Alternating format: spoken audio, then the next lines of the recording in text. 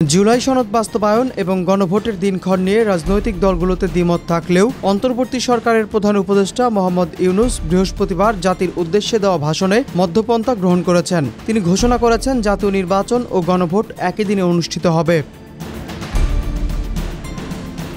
এর আগে বিএনপি, জামায়াতে ইসলামী সহ ৮ দল গণভোটের সময় ও জুলাই সনদে নোট অব ডিসেন্ট সংক্রান্ত ভিন্ন মত প্রকাশ করেছিল।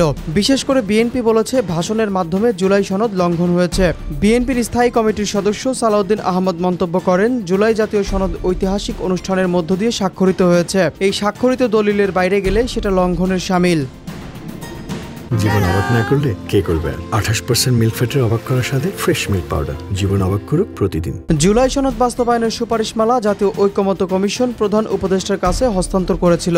কমিশনের সুপারিশ অনুযায়ী গণভোটের বিষয় ও সময় নির্বাচন অনুষ্ঠানের দিনও হতে পারে বা তার আগে। তবে আদেশে রাজনৈতিক দলগুলোর নোট অব ডিসেন্ট রাখা হয়নি, যা বিএনপির মধ্যে তীব্র প্রতিক্রিয়া সৃষ্টি করেছে। এ প্রসঙ্গে ঢাকা বিশ্ববিদ্যালয়ের রাষ্ট্রবিজ্ঞান বিভাগের অধ্যাপক সাব্বির আহমেদ বলেন, বাস্তব পরিস্থিতি বিবেচনা করে যা করা দরকার অন্তর্বর্তী সরকার তাই করেছে। যত দ্রুত নির্বাচনের তফসিল ঘোষণা করা হবে ততই পরিস্থিতি শান্ত হবে। গণভোটে ভোটারদের 4টি বিষয়ের উপর হ্যাঁ বা না ভোট দেওয়ার কথা বলা হয়েছে। প্রধান উপদেষ্টা মোহাম্মদ ইউনূসের ভাষ্যে, আমরা সকল বিষয় বিবেচনা করে সিদ্ধান্ত নিয়েছি যে আগামী জাতীয় সংসদ নির্বাচনের দিনেই গণভোট আয়োজন করা হবে। এতে সংস্কারের লক্ষ্য কোনোভাবেই বাধাগ্রস্ত হবে না।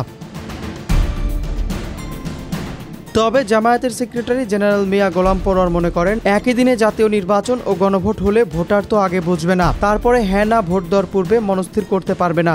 এটা একটা সংকট তৈরি করবে।